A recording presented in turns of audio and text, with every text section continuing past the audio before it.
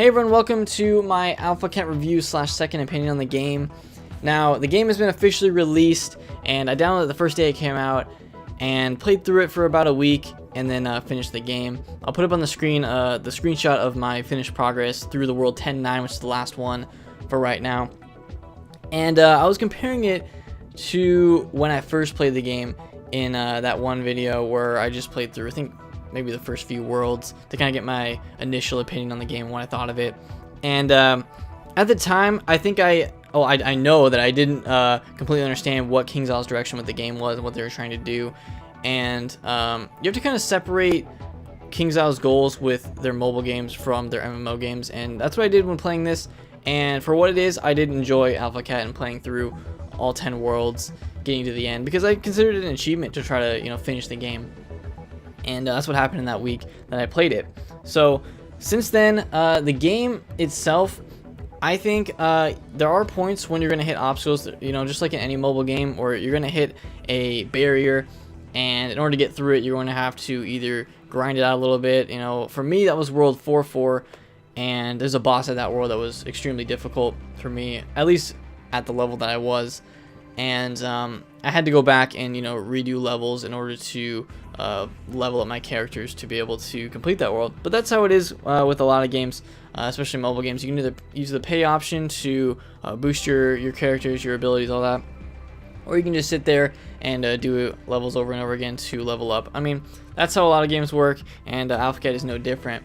But with Alphacat, I had a lot of fun going for the legendary characters, because you're going to need them in order to complete a lot of these levels. And I was able to roll 2 legendaries from the crew pods, and to do that you have to spend 1,000 gems, which getting gems is not even that difficult. If you go back and do other levels, you'll get sometimes 500 to 1,000 plus gems per each level, so you can get a lot, and then you can throw those into the crew pods, and hopefully you get lucky to get a legendary, at least an epic, to help you along the way. And the thing that I didn't particularly like about Alphacat was how underleveled I felt throughout the entire game. So you get 3 crew members, and each level has a certain basically level cap for it, like an average level of the monsters that are going to be there that you're going to have to face. And unless your entire crew is that level or above, it's going to say that you're under leveled for it. So that was kind of annoying for me. I'm like, okay, every level I'm going into, I'm like, well, it says I'm under leveled. I mean, what should I really do? Because you have to grind out a lot to be able to get up to that.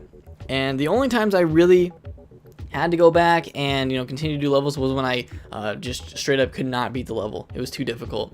And there's a few times like that. Sometimes you just get lucky and you can beat it. If you look at the screen, I have my legendary character, which I think is my MVP for the entire game that I played. And I rolled this just from the crew pods, and he's a legendary purple character. And each one has their different class. Purple is support. This guy, I think, is the best character in the game, at least that I've experienced, because the support class is just insane. His super ability can stun the entire enemy team for 2 rounds. He just has insane damage if you can use his other ability, which is like fills the entire board with purple squares.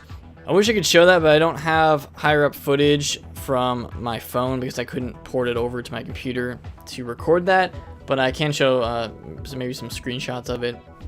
But that ability was just super good. I basically like 2-shotted the final boss in the game using that ability, so it was really good. I thought it was an awesome strategy, and I'm glad I picked up that character. And then the other character I used was a healer character, who was alright. Definitely was better in like the middle half of the game, but later on it was just I only used that character because she was a legendary, and the legendary characters are just better than all the other ones.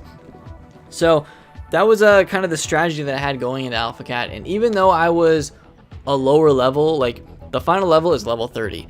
My max level that I got in this game was 25, so I was 5 levels below that. Sometimes my crew members were even lower than that, but I was still able to do it using different kind of strategies, and I kind of use that as a challenge. Like, can I beat this level being 5 levels under it and still complete it? Which I ended up doing in the final level, final world, to complete the game.